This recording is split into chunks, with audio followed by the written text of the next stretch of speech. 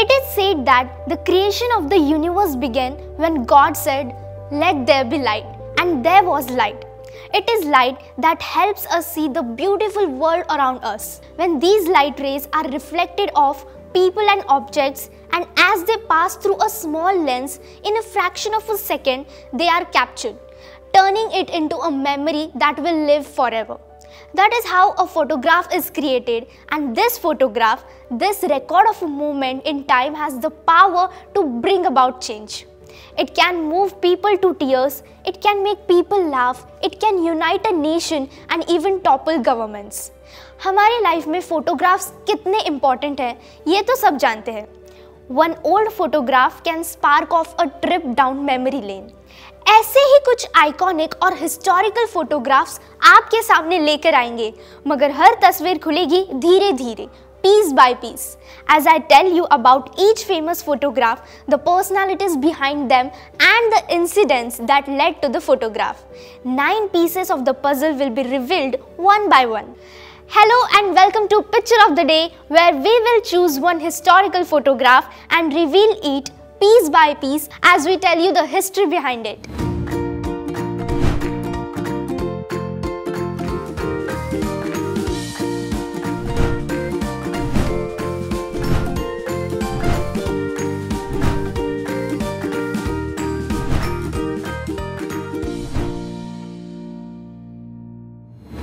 Here is the first piece of this puzzle.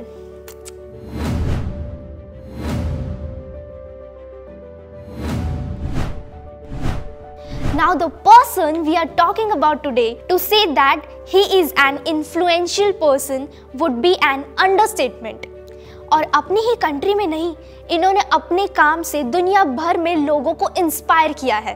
America में civil rights movement के Pioneer Martin Luther king junior उन्हें एक guiding light मानते थे और उनकी फिलॉसफी से बहुत ज़्यादा प्रभावित भी थे. साउथ अफ्रीका के पहले प्रेसिडेंट और एंटी अपार्थाइड मूवमेंट के लीडर नेल्सन मैंडेला का कहना था कि ये व्यक्ति उनके रोल मॉडल थे. टेक्नोलॉजी और बिजनेस की दुनिया में बहुत कम लोग होंगे जो स्टीव जॉब्स को एक इंस्पिरेशन नहीं मानते, मगर क्या आप जानते हैं कि स्टीव जॉब्स ने इनको पर्सनालिटी ऑफ द सेंचुरी चुना था, और यहाँ तक कि उन्होंने अपना चश्मा बदलकर इनके जैसा चश्मा पहनना शुरू कर दिया. अब तक तो आप समझ ही गए होंगे कि हमारे आज के फोटोग्राफ के सब्जेक्ट है father of the nation Mohandas Karamchand Gandhi. आगे बढ़ते हैं और देखते हैं इस फोटोग्राफ का अगला पीस.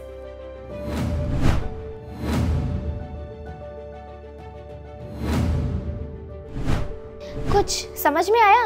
नहीं, कोई बात नहीं, अभी तो और भी मौके हैं. वैसे गांधी जी के बारे में बहुत सी ऐसी बातें हैं जो शायद आप नहीं जानते हो. We know that Gandhiji practiced non-violence, but did you know that he played an important part in a war?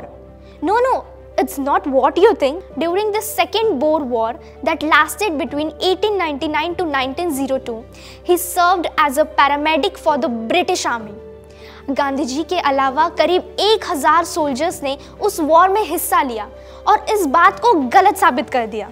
Gandhiji established the Natal Indian Ambulance Corps, which had stretcher bearers who would carry wounded soldiers over long distances and made sure that they got medical attention. अपनी बहादुरी के लिए उन्हें केसरी हिंद का खिताब दिया गया था. It was an honor bestowed upon people who distinguished themselves in service of the British Raj. He accepted the award, but after the Jallianwala Bagh massacre of 1990, he returned the medal as a sign of protest towards the British. आइए देखते हैं इस photograph का अगला हिस्सा.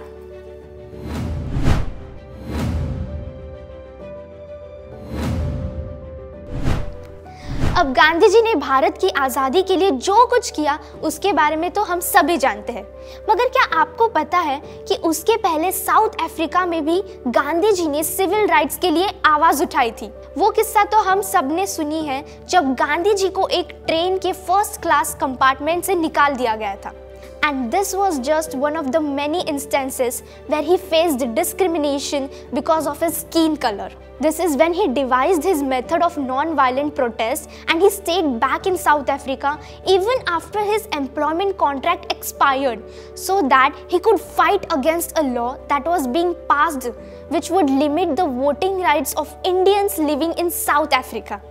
और civil rights की इस लड़ाई के लिए उन्होंने साउथ अफ्रीका में 1894 में नेशनल इंडियन कांग्रेस की भी स्थापना की। नेल्सन मैंडेला का मानना था कि गांधी जी के एक्टिविज्म का फायदा अफ्रीकन्स के सिविल राइट मूवमेंट को भी हुआ था, और 1906 में जब ब्रिटिश एम्पायर और जुलू किंगडम के बीच लड़ाई हुई थी तो गांधी जी ने एक एम्बुलेंस भिजवाकर कई इंजर्ड जुलू फाइटर्स को मेडिकल असिस्टेंस भी दी थी।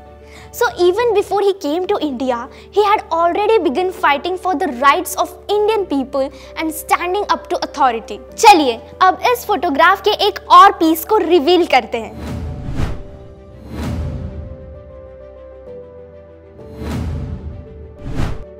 और अब बात करते हैं एक ऐसे मार्च की जिसके बारे में हम सब ने सुना है, द दांडी मार्च। आपको ये भी याद होगा कि ये मार्च ब्रिटिश सरकार द्वारा नमक पर लगाए गए टैक्स को हटाने के लिए किया गया था।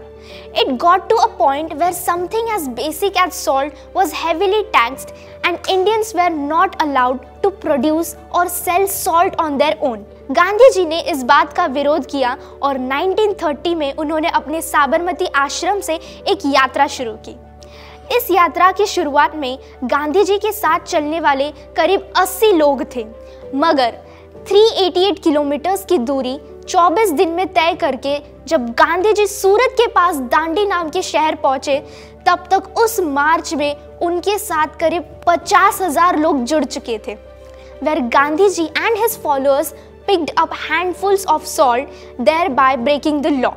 Over the next few months, Gandhiji continued his satyagraha against the salt laws, and during this time, around 50,000 people were arrested and put in jail, including independent India's first Prime Minister Pandit Jawaharlal Nehru. मगर इसके बाद भी गांधी जी ने अपना सत्याग्रह जारी रखा और आखिर में उन्हें भी कुछ महीनों के लिए जेल जाना पड़ा। अंत में ब्रिटिश वाइसरॉय लॉर्ड आयरविन और गांधी जी के बीच में एक पैक्ट साइन हुआ जिसका नाम था Gandhi Irwin pact. The prisoners were released and Indians were now free to make their own salt। अब बारी है इस पजल के एक और पीस को रिवील करने की।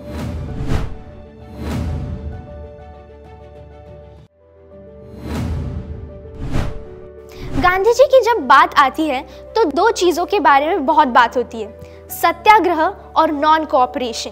चलिए इनको थोड़ा अच्छे से समझने की कोशिश करते हैं। सत्याग्रह का मतलब है holding on to the truth, यानी सच का साथ ना छोड़ना। To explain the word satyagraha in the way that Gandhiji used it, I would say that it was standing up for what is right without having hatred or anger in your heart। नहीं समझे? Okay. For example, जब गांधी जी अपने followers के साथ मिलकर salt laws के खिलाफ आंदोलन कर रहे थे, वो बस अपना हक ले रहे थे, मगर उनके मन में ब्रिटिशर्स के लिए कोई गुस्सा नहीं था। When someone opposes you without any hatred for you in their heart, it becomes very difficult to beat such an opponent, and that is why Gandhiji's protests were so effective. As far as non-cooperation is concerned, it is a slightly simpler idea.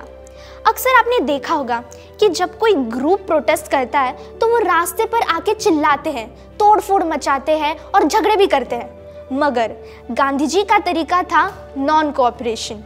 We will not use violence or destroy things, but we will not cooperate with you. The whole country would come to a standstill.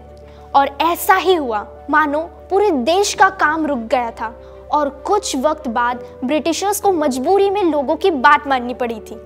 Although these were not new concepts, but under Gandhiji they became powerful weapons that were adopted by countries all over the world in their respective struggles. And here goes another piece of the puzzle.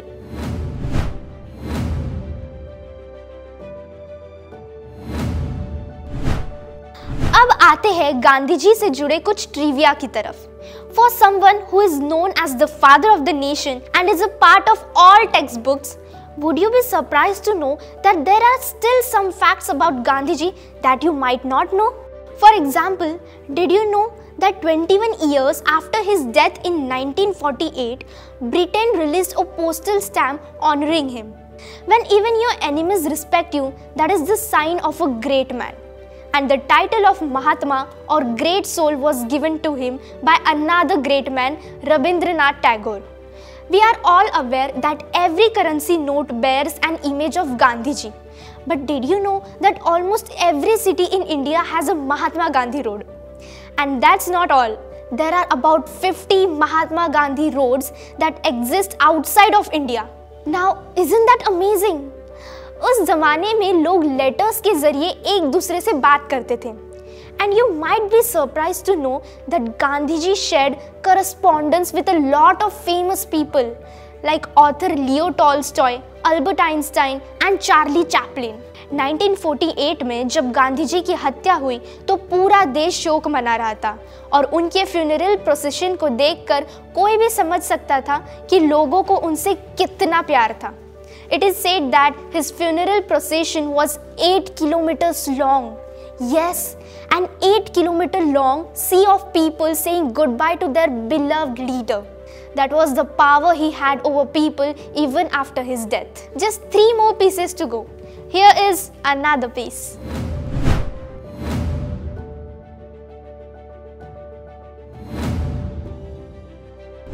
पूरी दुनिया गांधीजी के peaceful और non violent तरीकों को जानती है, मगर फिर भी उन्हें कभी नोबेल पीस प्राइज नहीं मिला था. मगर क्या आप जानते हैं कि उनका नाम 5 बार नोबेल पीस प्राइज के लिए नॉमिनेट किया गया था? The last nomination was just a few days before his assassination, but sadly it was not meant to be. 1989 में जब दलाई लामा को नोबेल पीस प्राइज दिया गया तो नोबेल कमेटी ने कहा था कि ये अवार्ड एक तरफ से महात्मा गांधी को भी एक ट्रिब्यूट है. He never won the Nobel Peace Prize, but he did spread the message of peace and non-violence all through the world, and that is what was more important to him. We are getting close to the final picture. ये रहा इस puzzle का एक और टुकड़ा.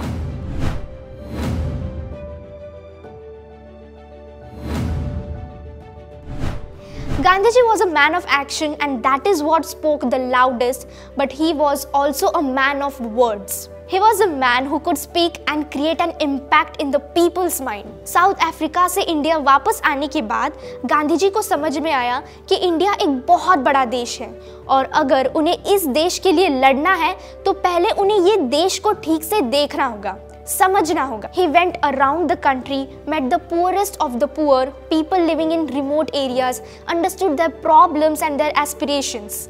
और उनकी speeches में इतना पावर इसलिए था क्योंकि वो आम लोगों की बात करते थे और एक आम आदमी की तरह ही बात करते थे. कहा जाता है कि famous freedom fighter Sardar Vallabh भाई पटेल अहमदाबाद के एक क्लब में मौजूद थे जब उन्होंने पहली बार गांधी जी की स्पीच सुनी. He was so moved by the speech that he decided to leave his law practice and join Gandhiji's Satyagrah movement. That was the power of Gandhiji's words. And now we reveal the whole picture.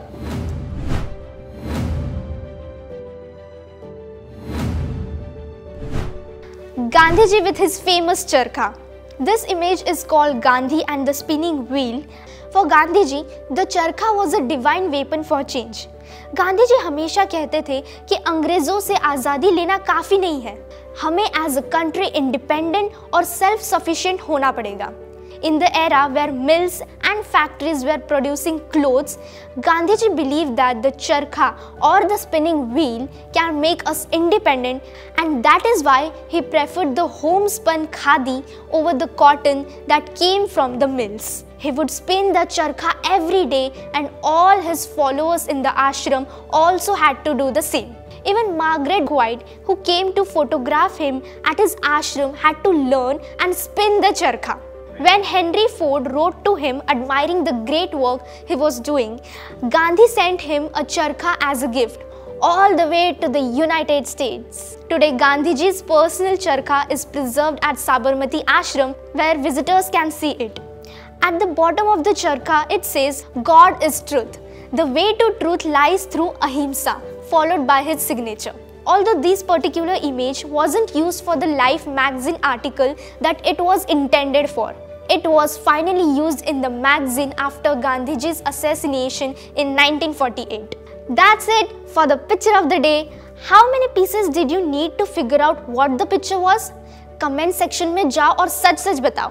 वैसे आज का photo तो simple था, अगला वाला थोड़ा मुश्किल होगा, तो तैयार हो जाओ। वैसे माइंड वॉरियर्स, अगर आपको लगता है कि आपका नॉलेज का भंडार काफ़ी बड़ा है तो जाइए माइंड वॉर्स ऐप पर और टेस्ट कीजिए अपनी नॉलेज। हम अगली बार फिर मिलेंगे एक और आइकॉनिक फोटो के साथ, right here on the picture of the day. जल्दी से प्ले स्टोर पर जाकर माइंड वॉर्स का नया ऐप डाउनलोड कीजिए। खेलिए बहुत सारे quizzes which bridge the gap between studies and your buddies, और पाओ गेम्स खेलते खेलते स्टडी करने का मजा। So what are you waiting for? Download the app now.